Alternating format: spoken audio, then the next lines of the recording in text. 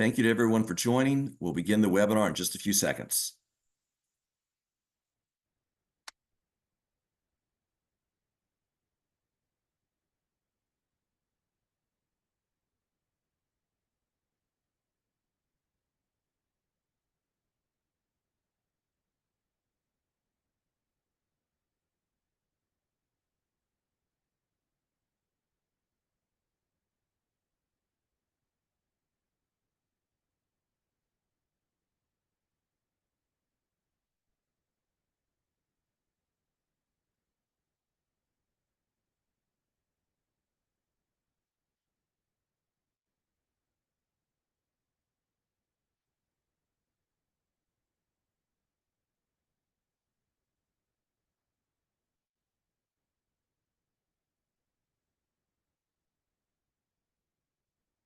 Welcome to today's webinar presented by the Association for Diagnostics and Laboratory Medicine, formerly AACC.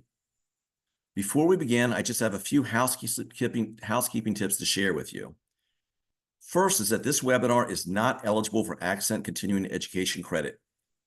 Our goal was to get this information out to you as soon as possible as our previous webinar, so we've forgone that route. Second, this webinar is being recorded.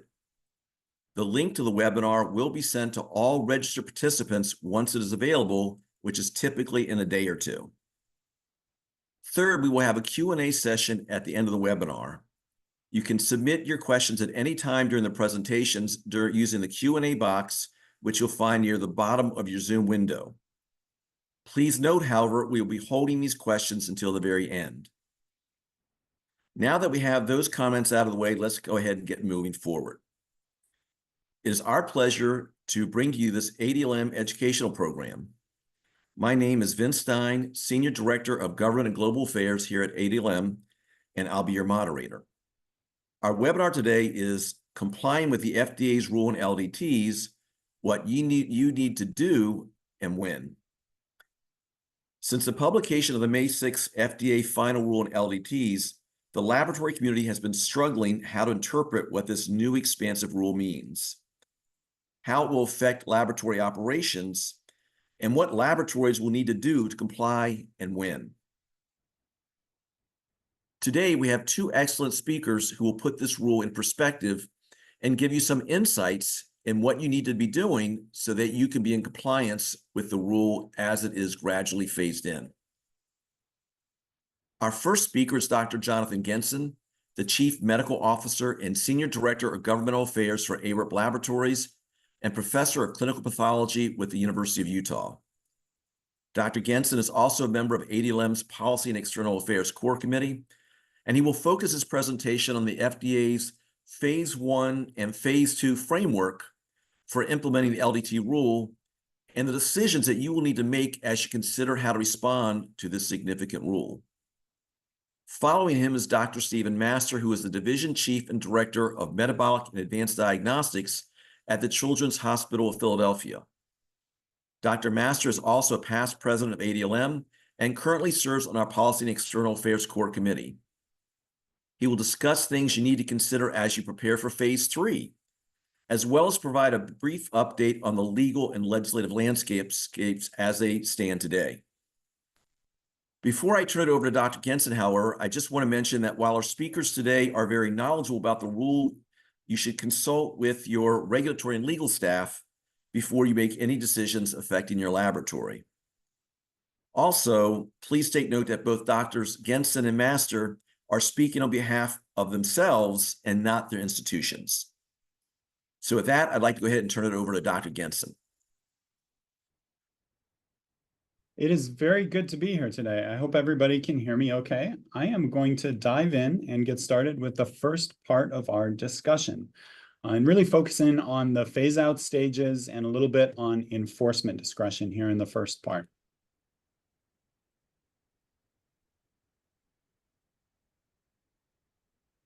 So this will be a reminder to many people who are dialed in today, but I want to make sure we're all on the same page. I'll go over this relatively quickly, but I want to re-baseline just to make sure that we all understand what we mean by phase-out stages and what we mean by these due dates that we're going to be talking about over the next few slides. The FDA final rule basically is implemented in these 5 stages. On the left side here in stage 1 are the requirements we're really going to focus on here today. These are things that are due May 6, 2025. And while 2025 sounds far away, this is actually 7 months from the time of our broadcast approximately. So we do need to get working on preparing for stage 1 in particular. Stage 1 consists of medical device reporting, corrections and removal requirements, and then requirements around complaint files. So I'll be talking about each of these specifically over the next few slides. Stage 2 is going to be due in 19 months from now, so May 6, 2026. And that includes registration, listing of assays, labeling of assays, and then investigational use requirements. And I'll spend a little bit of time talking about these as well, because I want to make sure this is kind of in the back of your mind. Particularly labeling is something that you'll need to start on well in advance. It's not something you'll be able to accomplish right before the deadline. Stage 3 is a very significant stage. This one will be due on May 6, 2027. And this is the implementation of a select set of FDA quality system requirements, or QSRs, in clinical laboratories that are performing laboratory developed tests. This is a very significant stage. In particular, the design control requirements will change how you have to approach test validations going forward. And so we'll talk a little bit about this, but we'll have other educational activities further along that focus in much more on QSRs. Stage 4 and 5 are when clinical laboratories would have to submit new LDTs to the FDA, either for pre-market approval if they're high risk, that's stage 4. The deadline there is November 6, 2027. And then stage 5 is for low and moderate risk LDTs. That's the due date there is May 6, 2028. And this is similar to the terminology, the de novo pathway, that 510K and de novo pathways that are currently being used. And we'll talk about those in a little bit, but in much more in later educational products. So we're really going to focus here on stage 1 and stage 2, just so people are prepared here as well. So we have shared this table previously. It is something that I continue to update, but I do want to say there's different categories of types of testing, some of which have continued enforcement discretion, essentially exemption from the requirements. A subset of requirements are due and not all of them, whereas all requirements are due. And so we've mapped this out on the table. I'm not going to go through this in detail in this talk. We've talked about it previously. I'm happy to email this to anybody who would like a copy. And again, I continue to update it. On the top are the different categories of testing.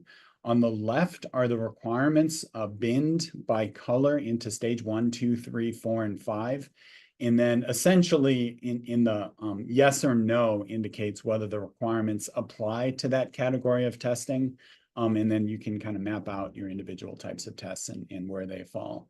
There will be some updates to this. For example, there was a webinar that we'll talk about on labeling yesterday, and they did say a few things in that webinar that changed the categories on this table slightly. So we'll update that accordingly. So really, we're all here because we need and want to know what's next. What do we have to do now? What do we have to do to be prepared? I think that's the main question, and that's what we're really going to focus on in this webinar. And I'm going to start with stage 1. So stage 1 begins with medical device reporting. You'll see this abbreviation MDR, medical device reporting, also adverse event reporting. I think about them very similarly. This is the big component, one of the big components of stage 1 that's due in May of next year. So we as clinical laboratories performing laboratory developed tests will be required to report deaths or serious injuries that a device has caused or may have caused, as well as device malfunctions. And that malfunction is actually a pretty big category. When you think about it, it's often things that you're reporting to your IVD vendor when you see a problem. That's the kind of thing in general that the FDA is going to be us to report directly to them because they consider us as manufacturers. Whether you agree with that or not, that's what the final rule says. There is a timeline associated with this reporting. You have to report these events or adverse events within 30 days.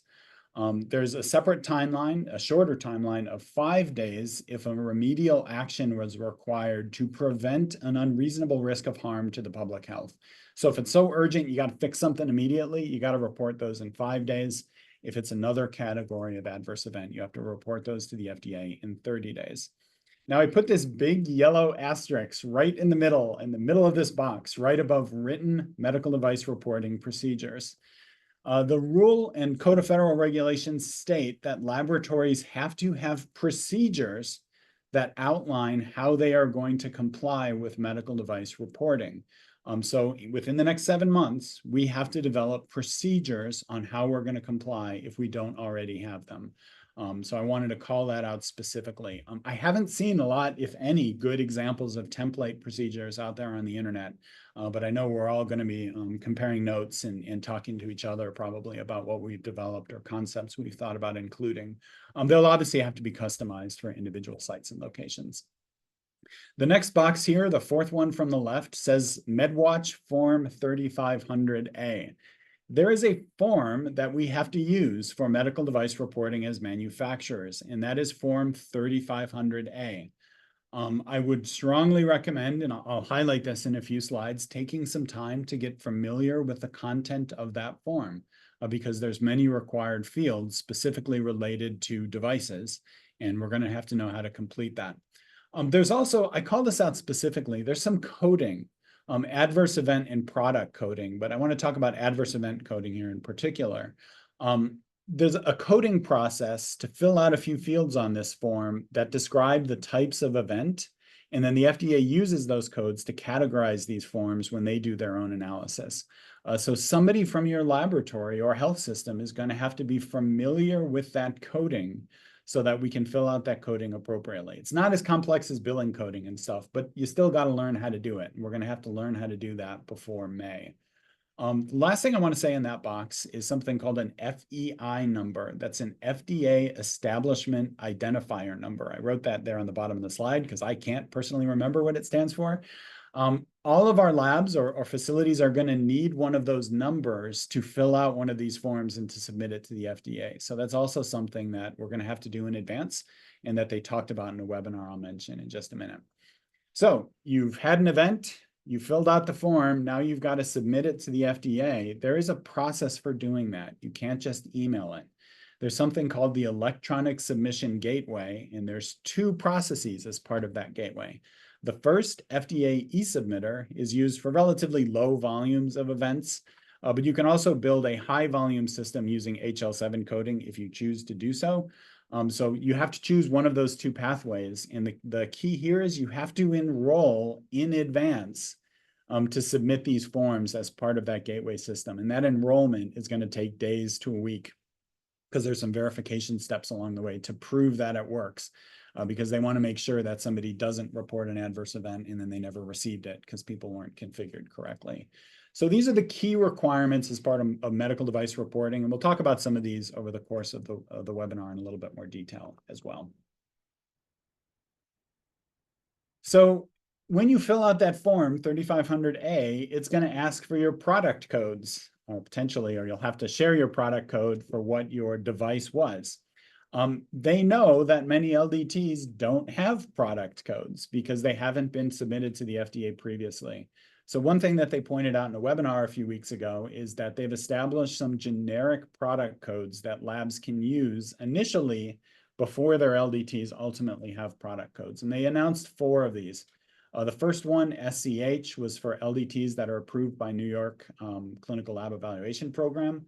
The last one, SCK, is for the LDTs that are for non-molecular anti-sera. And then there's these 2 middle ones that are for LDTs. I'm still trying to understand the second one here, but the third one, SCJ, is for LDTs that aren't part of the other enforcement discretion policies. And then SCIs are for IVDs offered as LDTs, but that are not LDTs. I keep reading that one. I think I've got it. I included this on the bottom, a reference that I found in their code on their website. These are basically IVDs that are offered as LDTs, but that are not designed, manufactured, and used within a single laboratory. So maybe they're used more broadly, and they envision that these facilities perhaps have been saying they're LDTs, and perhaps they're not. But need some more clarification on that one, but we've got time there. So that was medical device reporting. The second thing they specifically call out are corrections and removals. And there's some requirements for these, so we'll talk about what these are.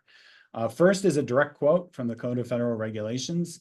Manufacturers and importers, so now clinical laboratories for the FDA, are required to make reports to the FDA of any correction or removal of a medical device if that was conducted to reduce the risk to health posed by that device or to remedy a violation of the act. So what is a correction and what is a removal? It's basically if you've got to fix your device. So a correction is a repair, modification, or adjustment. There's more language there too, without its physical removal. So you're maybe fixing it while it's still in the lab. Whereas a removal is you have to physically remove it from wherever you're using it before you fix it and then bring it back in once it's fixed. I hope those two concepts make sense. More broadly, and I didn't realize this initially, these both fall into this concept of a recall. And recalls are publicly available and posted publicly on the FDA. So when we share this information with the FDA, you very much should anticipate that some of it is going to be shared publicly.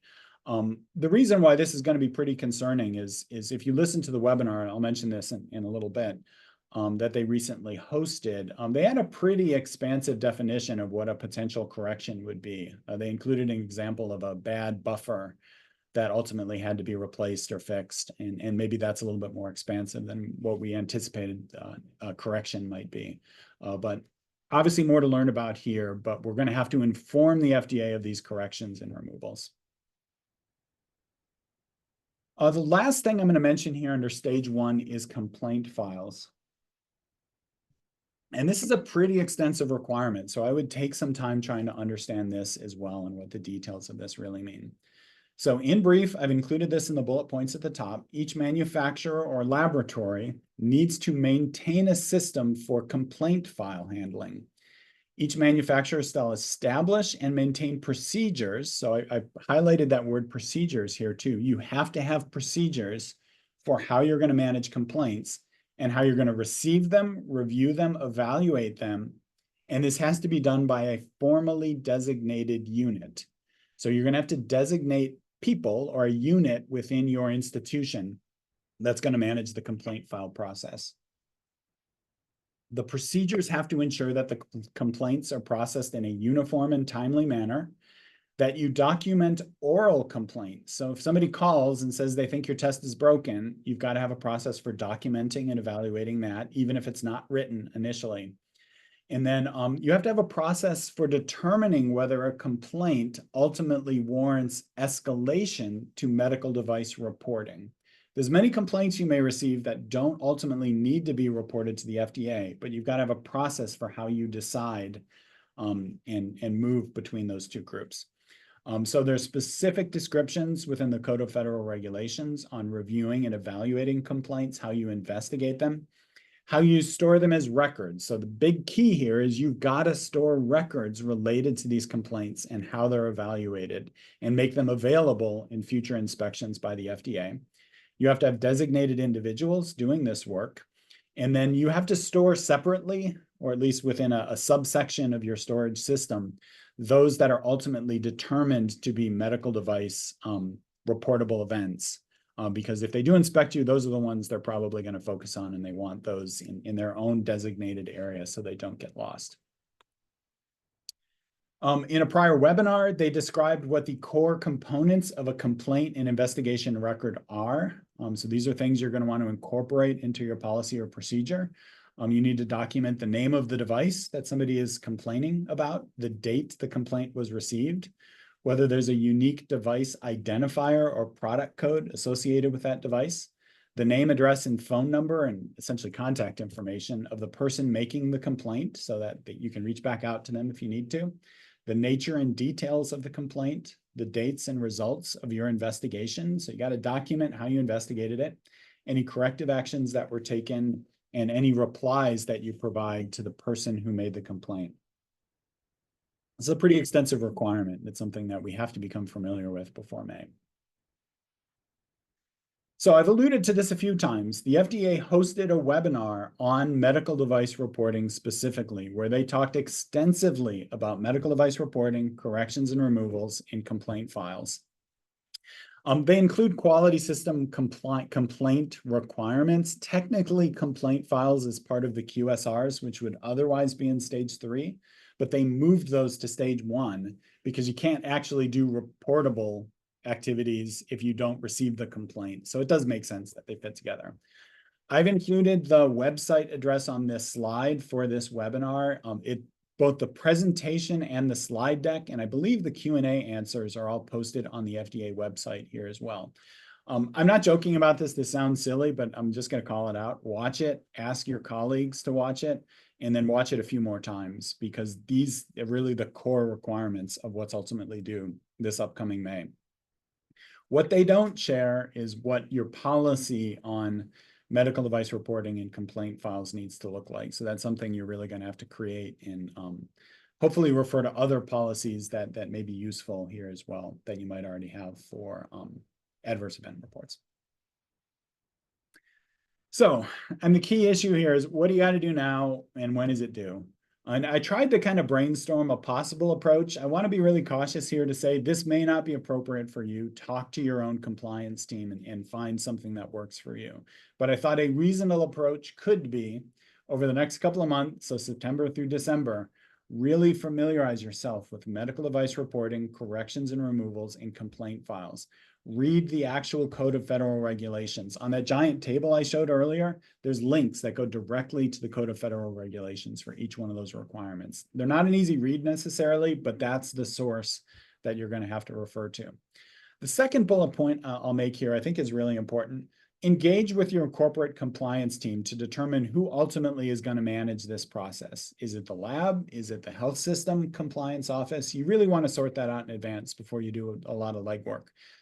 This is not CLIA. And in CLIA land, everything is the responsibility of the director and most activities are done by the lab. That's not how the FDA works. It's establishment registration, the address of the establishment, and having that conversation with your compliance office on who ultimately is responsible is going to be a really important discussion. I'd say have that conversation this fall before you really start writing your policies and procedures. In the first few months of 2025, I think that's the time when you could really dedicate to establishing your procedures for medical device reporting and complaint files, and then test them out, see if they work. Just try the process and see if it works as you anticipate it. I would also designate somebody to learn about adverse event coding for that form 3500A and really familiarize yourself with 3500A. It is a long multi-page form, so I wouldn't figure it out the first time you've got a reportable event. There are a few other things that do require registration or interaction with the FDA. One of those is obtaining that FDA establishment identifier number, and the other is enrolling in the medical device reporting process. My suggestion might be to think about doing that a little bit later in the March-April timeframe, in part because maybe we'll get a little bit of feedback on the pending litigation and lawsuits before then. But these are obviously things that you got to do before May if the final rule stands, and you don't want to let that fall off the radar screen. We advance to the next slide here. So I want to say a little bit about stage 2. The stage 2 requirements include establishment registration. So these are the things that are due by May 6, 2026. So we've got 19 months for this one. We've got a little bit more time. You'll have to register with the FDA as a manufacturer. As part of that registration process, you also need that FEI number. So you'll need it for then as well. There are user fees associated with establishment registration. The current user fees are $9,280. I believe that's per year. I don't know if there's a small business discount on that, but that's available on the FDA website. I bring this up now just to say, as you establish your budgets for next year, you may want to seriously think about including about $10,000 to pay for FDA registration fees as a registered user. We will also have to list all of our LDTs with the FDA. And so I would start, and I've said this in the prior webinar, start thinking about compiling your list and putting together your list of laboratory developed tests. Think about the scope of how the tests are being used, the volume of orders and whether you're going to prioritize continuing those tests or not. Revenue is obviously an important consideration there. You may want to subcategorize whether a test is an FDA modified test and therefore an LDT versus something that you've truly created from scratch, because there's some different requirements for modified tests versus things that are pure LDTs. As if you look at that earlier giant table that I showed, you can break some of those down. There is a website that basically talks through how to register and has tutorials on how to do that. I've included that link here as well. But again, this isn't due until May 2026.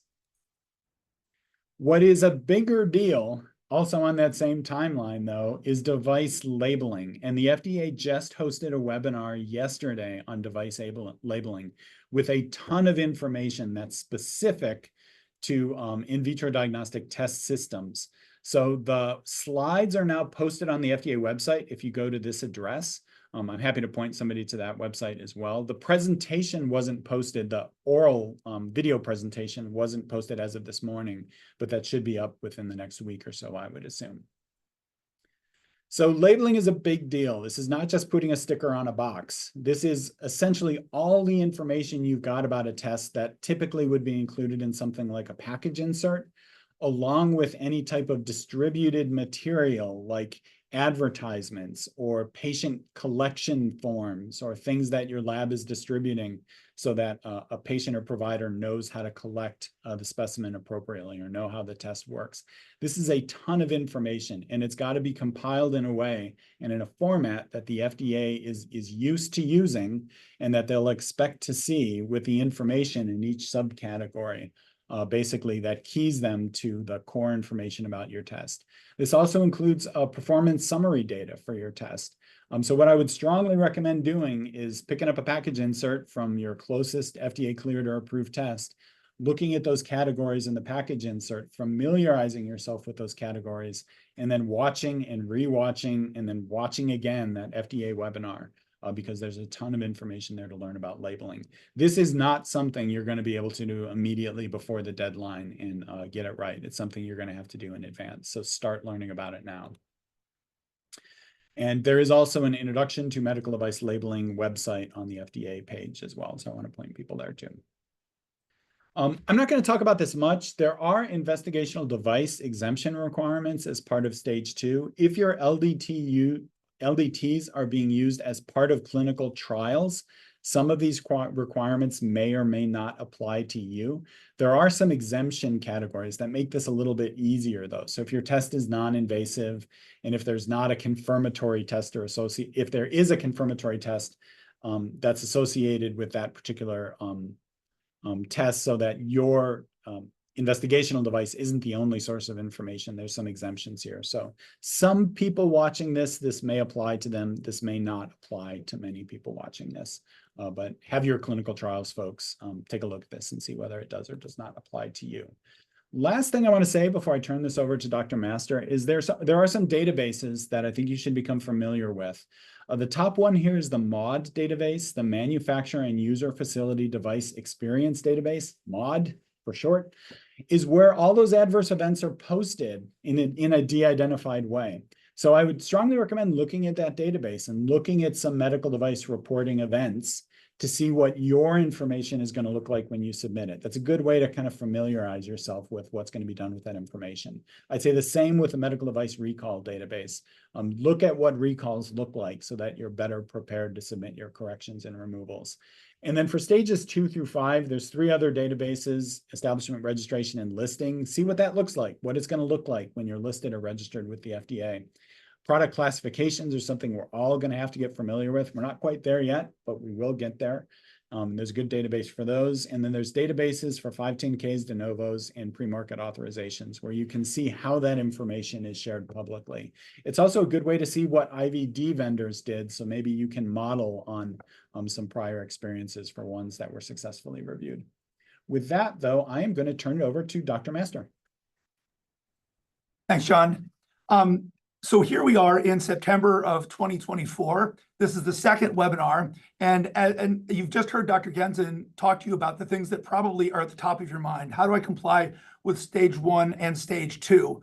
And I will say just parenthetically, for those of you who have seen or will see yesterday's webinar on stage 2 compliance, you realize that that is also something you need to start thinking about now. It is going to be a fairly substantial lift for us to make sure that we have everything ready by the time that stage 2 becomes due.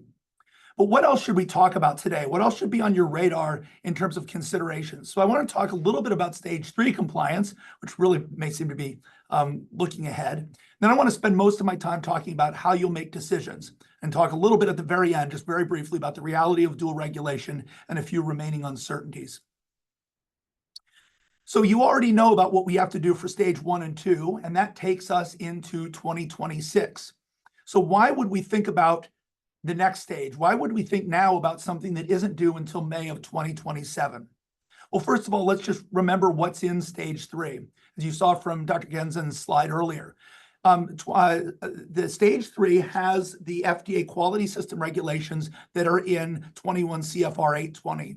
And specifically, it encompasses design controls, which have a number of subheadings, purchasing controls, acceptance, and CAPA.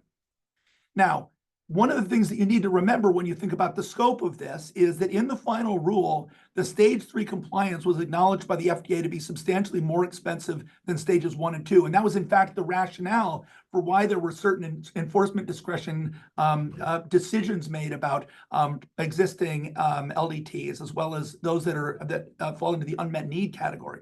And the rationale for stopping the compliance for those after stage 2 was precisely the cost. So understand that we're talking about something that has even more scope than what you've seen in stage 1 and stage 2. So why do you have to think about this now? Well, here we are in late 2024. And if you were developing an LDT at the time that the draft rule was issued last fall, you would not have known what the status of your existing LDT would be. If you were fortunate enough to be within about 2 weeks of going live when the final rule was first issued, but before it was formally published, you might have been able to go live and get in under the wire and be an existing LDT. However, for most of us who are doing LDT development in an active way, there's ongoing projects that span this boundary. So things that we started before there was even a draft final rule are still ongoing, and therefore will be subject to, if they don't have fall under an enforcement discretion category, will be subject to those stage 3 regulations in May of 2027. If you start more things, you realize that each one of those that you start before 2027 still ultimately will need to have that full design history file, all the design things that fall under the FDA QSR. And if you happen to be going live with a new auto analyzer where you want to use body fluids that are essentially off that themselves are categorized as LDTs, where you can't wait to go live, for example, you realize that there's a lot of work that's being done now before 2027. And the important thing to understand is that all of those will eventually need to show the work that is in the stage 3 design control requirements. So therefore, any work that you do now on developing an LDT will essentially, if you don't already have stage 3 in place, need to be redone. That's doable, but it's a lot of extra effort. So why do I say that it's going to need to be done? Well, if you look at 820.30, the design controls, these are systematic as an approach. They are largely stepwise. You're supposed to do this before you do this, before you do this, et cetera. You define things, and then you respond to your definitions. In many cases, these steps require an external sign-off outside the design group. So again, it is possible to take an existing LDT and rework it to fit this framework, to show the work that you would have done had you had the QSR in place, the QSR framework in place when you began your work. But still, you're going to have to do rework. This means that all the work that you do now is essentially building more work for you later. So the sooner you learn about those stage 3 requirements, the sooner you learn about design controls, the sooner you will be able to be doing things only once in terms of your future development. And again, given the fact that this is a 3-year rollout of stage 2, that's critically important, because I think for most of us who are doing LDT development and doing it in service of ongoing patient care needs, we cannot afford to just put everything on pause for several years while we build a framework. We don't have 3 years to build the framework. Okay, that's stage 3. So how do we make decisions about all of this? I would argue that at this point, we can see sort of 3 tiers of assay. There's the as-is FDA authorized assays. Well, for those, we don't need the final rule. We know exactly how we verify those assays. They're FDA authorized assays, and we know how to do those operate those under CLIA. However, we have several categories where there's enforcement discretion that requires stage 1 and stage 2, but not stage 3. Those are existing LDTs. Those are new modifications or assays that are in the unmet need category. And for those, again, we need complaint logs and we need MDR and we need labeling and all those things, but we don't need the full QSR. We don't need pre-market approval. We don't need user fees. There is a third category, though, which are new modifications that we might be using for external use. Suppose you function as a regional reference laboratory for smaller health systems, let's say, and you have samples being sent to you, then you can no longer use an unmet need category for your assays. You will need to submit those to the FDA. And that is where you move from simply needing to bolster your FTEs and hire regulatory officials and build a software infrastructure and train, to actually needing to do the full cost of an LDT, which the FDA in the final rule estimated at between $250,000 and $4.5 million per assay. So obviously where you fall in these tiers has a lot to do with the decisions you're going to make about moving forward with current or future LDTs. So how do you weigh the decision? Well, we've already started to talk about the required resources. How does the specific assay that you want to bring on, what does that mean you're going to need to spend from the standpoint of FDA compliance? The other piece I would say with respect to the resources, Dr. Gensen has already alluded to, which is the reimbursement. It's the other part of the financial package that you're going to need to think carefully about as you prioritize assays that you want to take forward. I think many times in the laboratory community, we tend to do what I would call silo accounting, where we just think about things that are hitting the books of the lab. We can think about things like the reimbursement for the test. Are there actual charges? Is there any sense of what our actual reimbursement is? Is this all a bundled charge that's being used because on an inpatient, for example? And in some cases, when doing these calculations, the send-out cost has been more relevant. What would it cost me to send it to a large reference lab that may have taken the time to bring this assay up? Volume obviously plays into this. So we've thought about things in terms of how they hit the lab. I think just in general, we're going to need to think more about system accounting and start talking about what's necessary for our patient populations. So we need to think about the financial impact of total care within a healthcare system, for example, and think about institutional, strategic, and programmatic priorities. If there's a patient population that an institution is focused on treating, and that requires specialty diagnostic care, then obviously that will override any specific cost that would be accruable, that would be attributable to the lab, and will figure into the kinds of decisions that are being made at an institutional level. There's also the medical need side of weighing your decision. Well, what do I mean by that? Well, we need to think about timeliness. Do we need to bring this LDT up because we need it in-house? What is the impact of near-term treatment? What's the turnaround time requirement for clinical effectiveness, where the benchmark perhaps would be reference lab send out? Now, that doesn't solve the problem for the reference labs in terms of compliance, but for those of us who are in medical centers, that's a very relevant consideration, assuming that there's enough volume for the reference lab themselves to justify bringing the assay up. Importantly, that turnaround time consideration also plays into whether the FDA would consider this an unmet need, provided you're not providing that testing as a service for anyone outside your institution. So there are a number of ways in which turnaround time is an important consideration as you evaluate your assays. You also need to think about what the standard of care is. Does the availability of this assay affect our ability to care for certain patients? Does this availability play into those institutional priorities that I talked about earlier?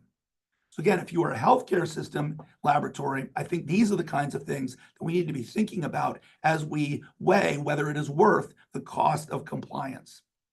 And then are there credentialing implications? If you are a specialty care center for some disease and you need to have, for standard of care, a certain assay, that may play into whether you think it's worth going down the LDT pathway.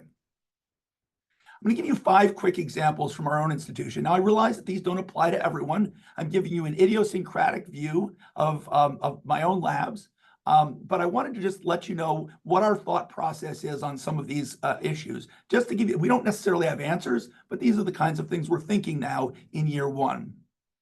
So for our core chemistry laboratory, we're in the process of purchasing new laboratory analyzers and automation. So that means that any modification that we had on our current instruments is no longer covered by that currently marketed enforcement discretion category. That means if we're doing body fluids now, that is an LDT.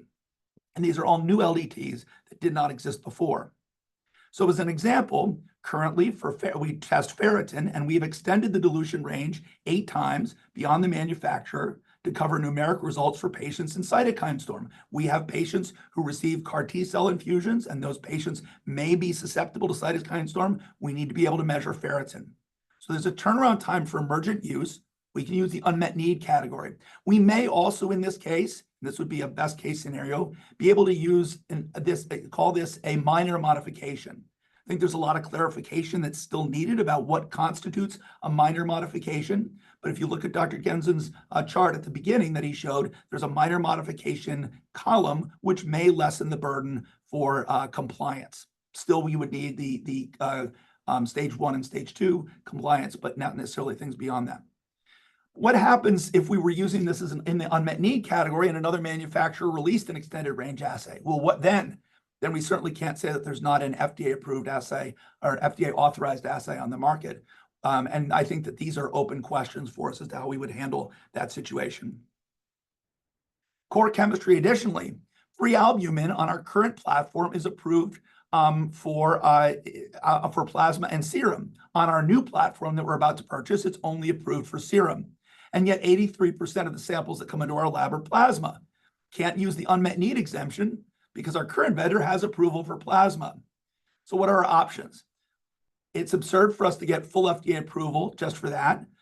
Sending it out would be crazy as well, but something you could think about. Would we buy another platform just for the selected assays? No, not with the way that modern analyzers are constructed. Maybe we'll draw extra tubes. Again, maybe in this case, as the information evolves, maybe we'll be able to use the minor modification kind of category in order to do in order to extend and be able to use plasma on our new platform. But these are the kinds of things we're having to think through because, again, using plasma on something where it's only been approved for serum is an LDT and therefore is falling under the FDA jurisdiction. What about those body fluids? Well, I've given you annual test volumes here for us, nothing really proprietary here. And I show this only to say that we go from 365 a year down to 6 a year. And at some point here, there's a sweet spot. And the sweet spot is where it's worth going through all the administrative and regulatory burden to actually bring this up for body fluids. And when it just becomes such diminishing returns that it's not worth the lift, or we can't justify the lift, even if medically we think it might be the most appropriate thing to do. So this is something that we're wrestling with and we're going to have to see. Moving out of core chemistry into, let's say, biochemical genetics, metabolic testing. We run plasma amino acids on a large number of patients because we treat a lot of metabolic patients. We require this on site with rapid turnaround time for management of metabolic crisis. If a kid comes into the emergency room, we need to be able to do this test on the weekend. Our current assay is covered as currently marketed. But as everyone on this call probably knows, it's very difficult to hire a medical technologist right now. There is a national shortage of clinical laboratory scientists. So what do we do to be able to continue to grow our ability to treat patients? Well, one thing we could try to do is to incorporate automation. Of course, the FDA is very concerned about automation and within the LDT space. So we are already in the process and were when the initial draft guidance was released in the process of validating a new LC-MS-MS-based assay with front-end automation. So medically, we can't do without this. There's clearly an unmet need. We have served as a regional referral lab. However, it is an unmet need. But what happens if someone else comes out with an assay that purports to measure amino acids not as well, more expensively, with more tech time? Then what? We can't do without this. So the question now is, are we then going to take this through the entire FDA approval process with all that's going to be involved? The answer is probably yes, but we will have to see how this evolves.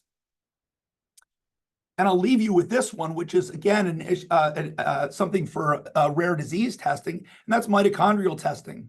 At the top here, I've shown you a number of different centers that have individual mitochondrial tests, and we're one of them. This is not an exhaustive list.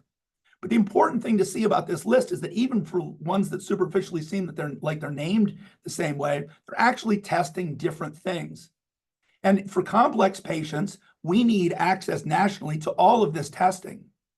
That's fine. Everything here is covered under that currently marketed enforcement discretion category. But what happens when the next mitochondrial assay is developed? We still have patients that are hard to diagnose. So we still need to develop diagnostics. What then? And as it stands now, we would have to take this through full FDA approval with all that's involved in stages 1 through at least 4, maybe 5. Or maybe we can skip the PMA and go straight to de novo, but we'd have to see. Anyway, it's the entire spectrum of FDA approval. And the only alternative is to have children with mitochondrial disease go hopping from hospital to hospital as new mitochondrial tests are developed to go where those tests can be run under the unmet need category. So what do we do here? I think we have no choice really but to go the whole route with the FDA, but it's going to be expensive and it's something we need to plan for. So hopefully that gives you a little sense of where we are in our decision-making process and the kinds of things that will play into the decisions you have to make. I close this section with a few pieces of practical advice. You're going to have to talk to your colleagues. You're going to have to discuss clinical gaps and set expectations, because in the past, the expectation has been if it exists, it's not too onerous for you to bring it up. That's no longer the case. But being outward facing to our clinical colleagues is part of our job. We have to very well understand the clinical impact of current LDTs. Recall, it's not a free ride to have an existing LDT. You still have to comply with all of the first 2 stages. And if you saw the webinar on labeling yesterday, that's not insignificant. In many cases, these are necessary for care. So we have to know how we're going to prioritize what we're doing. You have to be very, very well informed about trends in the field.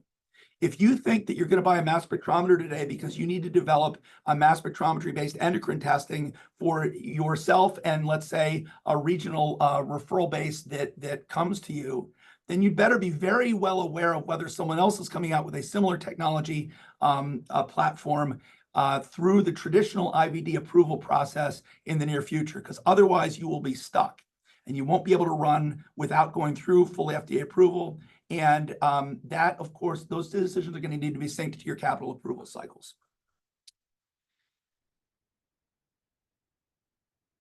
Escalate when necessary. These decisions affect your entire health system if you're a lab and a health system, and that may involve engaging the C-suite and physician leadership to really make sure that everyone's on the same page. And finally, my advice to labs that are in hospitals like my own is to create shared decision-making structures, because you're going to need to get clinician buy-in. You're going to need to have everyone aligned with institutional realities, which are financial in some cases. And you don't want to be the one who's the bad guy. You want to make sure that everyone is on the same page. This doesn't just seem like the lab saying no. There's a recognition that there's a fundamentally new regulatory reality within which we all have to exist. So that's it for decision-making. The last 2 points I wanted to make have to do with dual regulation and with the evolution of this entire regulatory field. Dual regulation is a reality. I think that when this all started to be announced, there was perhaps a secret hope that there would be some bright line where the FDA would stop and CLIA would start, and at least we would know what activities fell in what bucket. That it wouldn't be the case that things that were operations were actually part of the FDA and the things that were actually development were part of CLIA. That we'd have a nice separation and we could think about regulation that way. And I would say that if you are harboring that thought, you just have to let it go. There will be significant overlap. And here's an example, and it's something that Dr. Gensen already alluded to. In the August 22nd webinar, the FDA, in talking about reports back to them, used the following case study example. QC failed. That led to identification of a contaminated buffer. And the way they set this up was it was contaminated, but it was month 2. And at initial validation, it was thought that this buffer should be good for 3 months. The bottom line is that the FDA, under those circumstances, thinks that what would happen is that there would be redevelopment to add some sort of a stabilizer to the buffer. and that there would be an 806 report that would be filed to them indicating the problem.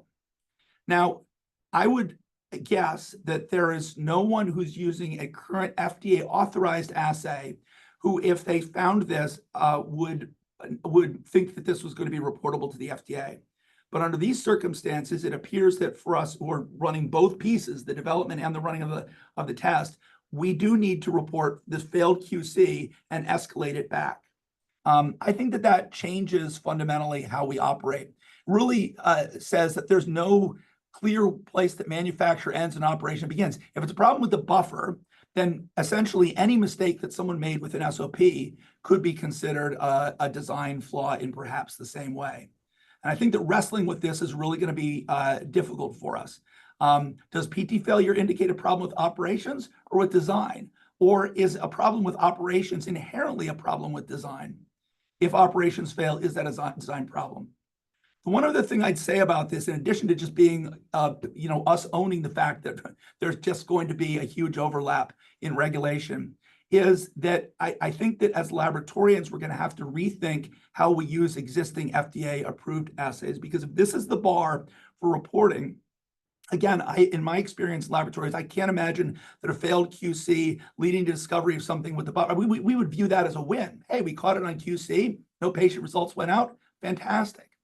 But I think that if, in fact, this is the kind of thing that, a contaminated buffer gets escalated to the FDA, then if we do not similarly report all these kinds of issues using current FDA-authorized commercial IVD assays, then the FDA would be led to the wrong conclusion, because they would be getting a lot of reports from the LDTs and not a lot of reports from the traditional IVD manufacturers, and then would falsely conclude that the LDTs had more problems. So I think that as a field, this is something we're going to have to wrestle with in terms of how this affects the way we practice laboratory medicine. Finally, let me close on some additional points of uncertainty. Most of you will know that there are now 2 lawsuits pending that are challenging the FDA final rule. One was filed by ACLA and one by the Association for Molecular Pathology. Those are still pending. They're both in Texas. I don't know if there's an update about whether they've been merged, but nonetheless, those are both proceeding. Since our last webinar, the Supreme Court also ruled in a case that struck down the so-called Chevron deference. The Chevron deference was a legal doctrine that said that essentially by default one should defer to the executive branch agency for interpretation of regulations, which would mean in this case deferring to the FDA for interpretation about what their scope is. Since that has been struck down, it's unclear what effect that will have on the lawsuits. No longer would there be that automatic deference absent something clear from Congress, which brings Congress into the picture. There are multiple legislative proposals, at least that I'm aware of, that are in discussion or development. I know that there's a lot of enthusiasm in some areas for Congress to step in, and certainly I think that there are things that we might wish a congressional act to include. But I just want to be cautious, because I think that the details will matter quite a lot. If there were a proposal from Congress, for example, that reduced a lot of the requirement for actual FDA filing, but subjected all LDTs, for example, to the things that are right now in stage 3, it would actually paradoxically make it even harder to comply. So I think that we just have to wait and see and be very, very careful before we say that any one of these paths is the answer, or if in fact we just need to keep going on our road toward compliance. Certainly that's our only road right now. You have to wait and see how these things play out. But the advice we're giving you today is, and the advice that we are following in our own institutions, is predicated on the fact that we're going to maintain the status quo and move forward for compliance with the final rule. And with that, I know we want to have some time for questions, so let me turn it back over to Vince. Thanks, Dr. Master. Please continue to submit your questions to the Q&A box that you have at the bottom. But we've got a lot of good questions so far. And John, let me start with you. What is considered a minor modification versus a significant modification to a currently marketed test? Yeah, I saw that one as well, and I had pulled up my notes just to make sure I could describe this a little better. There is a little bit of information in the FDA final rule preamble on what they consider to be a significant modification. Significant is the term that I use. They call it modified in certain limited ways that would require you, that triggers stage 3, 4, and 5 requirements. And they're relatively big things. So a change in an operating principle of a test, a different technology going from artificial intelligence to machine learning, targeted sequencing to whole genome sequencing is another example. They give a few more. Any change that adversely affects the performance of the safety of the test, they consider to be a major change. And then the one that may be a little problematic is change in indications for use, because that could and likely reflect a change in specimen type. And so the body fluid testing is likely considered a major change, at least in the way that the FDA has currently described it, which could create a disproportionate regulatory cost on body fluid testing, which is actually relatively simplistic. Steve, anything you want to add, or I've got a question for you.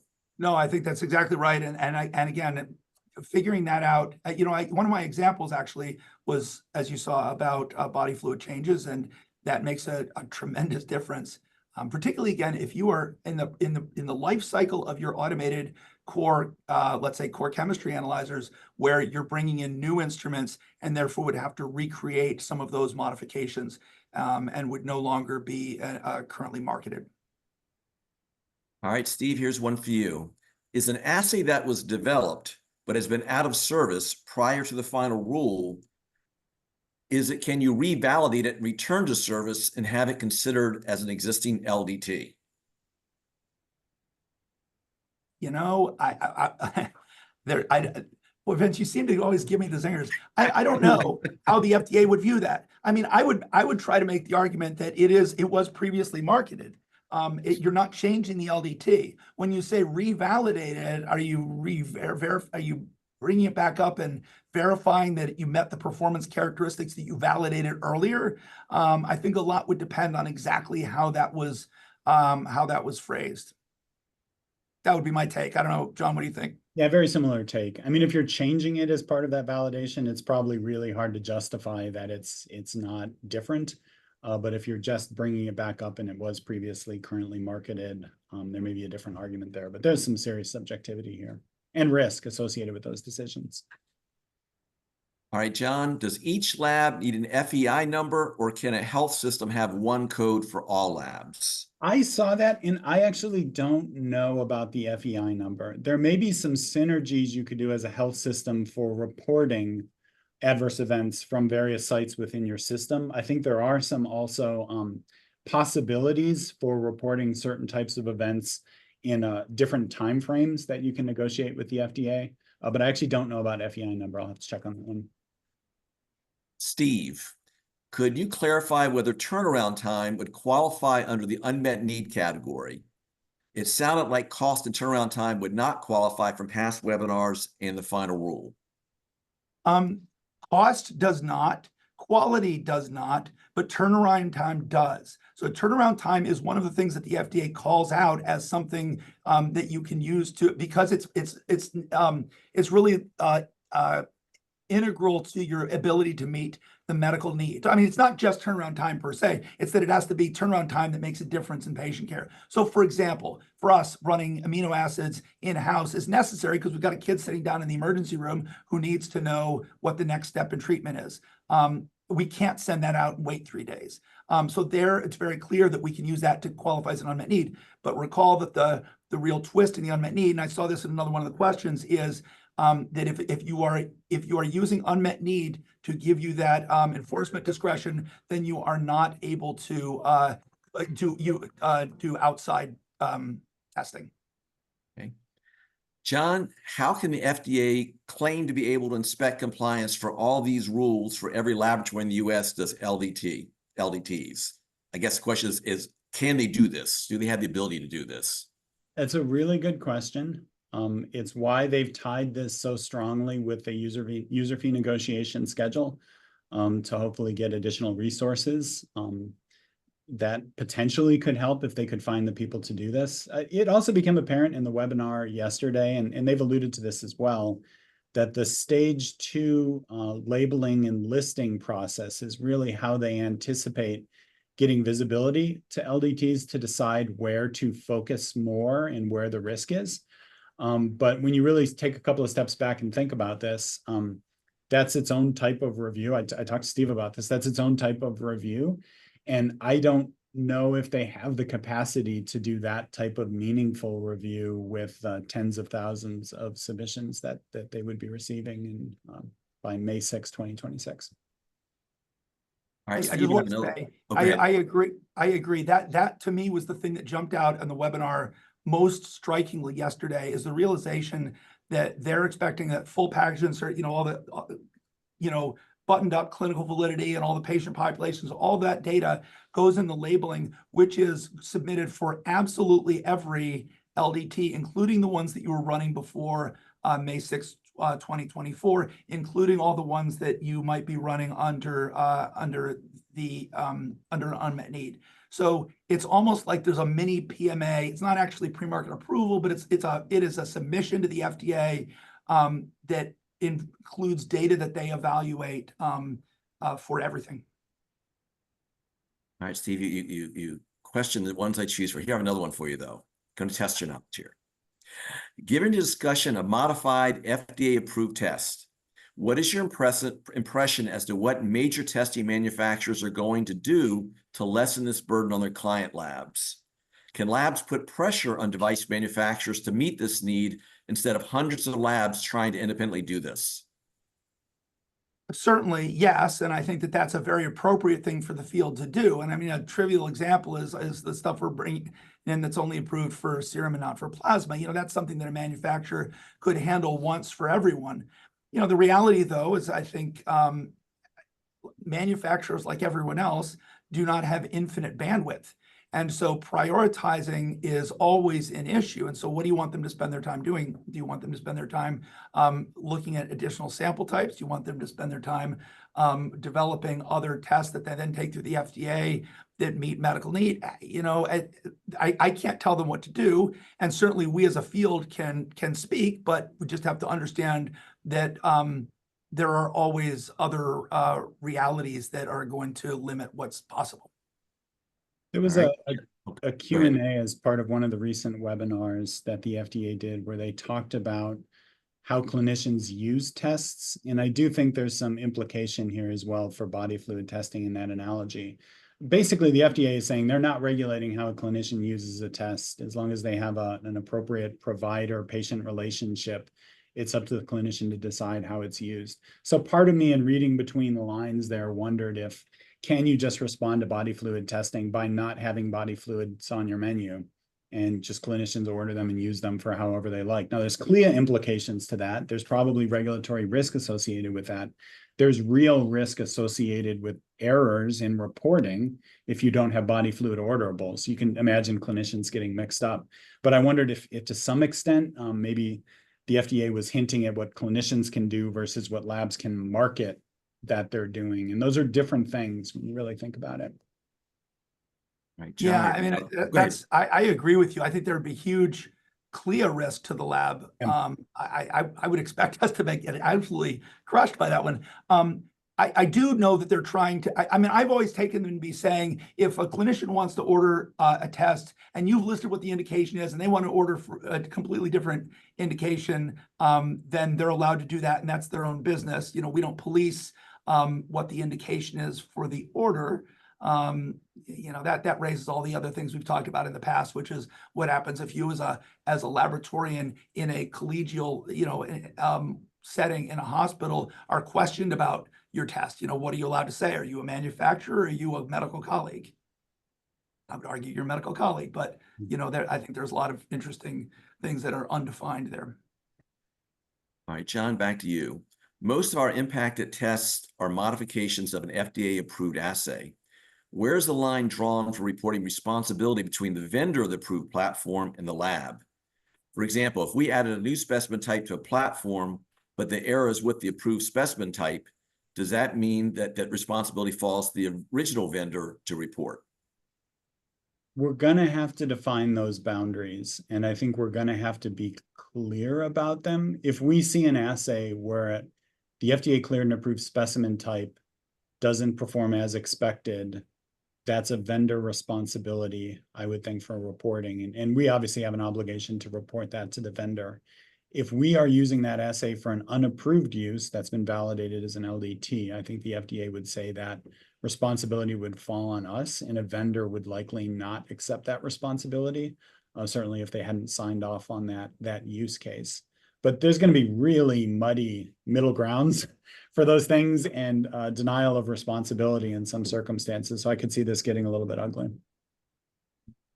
Steve, back to you. If you have a currently marketed test and an FDA-approved test is developed in the future, do you have to cease the currently marketed test and change to the FDA-approved test?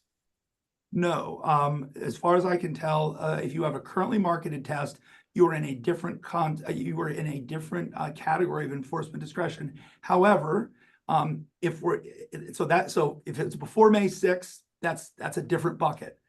However, the time that is relevant is if you're trying to use the unmet need exemption, or not exemption. I realize that I'm saying that colloquially. If the unmet need category for enforcement discretion, and if you're talking about unmet need, then that is susceptible to whether there's another FDA-approved test. All right.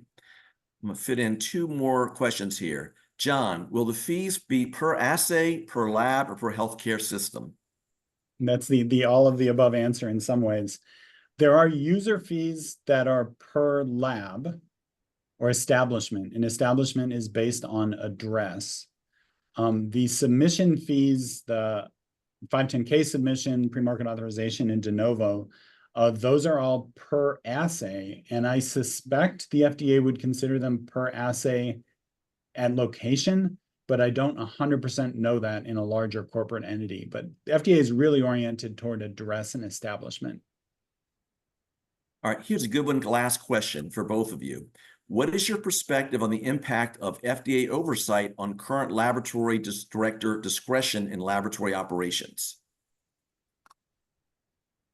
Want to start, John? Yeah, I mean, many of us are physicians, but if we're not physicians, even PhD laboratory directors and other directors have a responsibility to do what is right for our patients. And that, in my mind, is my top responsibility as a clinical pathologist. That carries over into my role as a CLIA laboratory director, but I also have obligations to adhere to CLIA law. And those all don't necessarily always align perfectly, but I try to use my medical judgment to do what is right. And I suspect that approach will continue in many settings. That being said, there's going to be this layer of potential risk and non-compliance that comes to those decisions. Where I think the line is drawn, though, is where if something is done for a unique specimen, unique patient, a clinician's calling you, and you've got that context versus what you put on your menu and what you market, right? Those are different things. And the FDA is really focused on what you put on your menu and what you market. They are not as focused, and to be honest, they're not even going to have visibility on what you do with an individual specimen based on what you think as a CLIA director is right for that patient. Yeah, I mean, and perhaps one example there that we keep all throwing around privately, but I don't think anyone knows the answer to is what happens if you suspect an antibody interference. You know, a workup for an antibody interference in an immunoassay is not the kind of thing that you're ever going to put on your test menu. We know things that you can do to determine if there is an interference, but again, those are not showing up in your menu. So those may be the practice of laboratory medicine. John, I couldn't put it better. You know, I'm a physician who practices clinical pathology, and this is what I do in my service to patients. And so that always has to take priority. I think one of the new challenges we all face is that the FDA has put a lot of very specific regulatory, there's a very specific regulatory grid now that the development part of that has to go through. And I think navigating that in a way that is compliant and still is nimble enough to be responsive to patient needs is one of our current challenges. We've run out of time, but I'd like to thank Dr. Gensen and Dr. Master for their excellent presentations. I'd also like to thank each of you who attended today for joining us to discuss and learn more about this very important rule. Their emails are right here on the slide in case you have any specific questions you want to send to them. In addition, we will send you a separate email with a link to the recording of this webinar in the next few days, and you can share this with your colleagues. Once again, I'd like to thank each of you for attending today's webinar and enjoy the rest of your afternoon. Take care.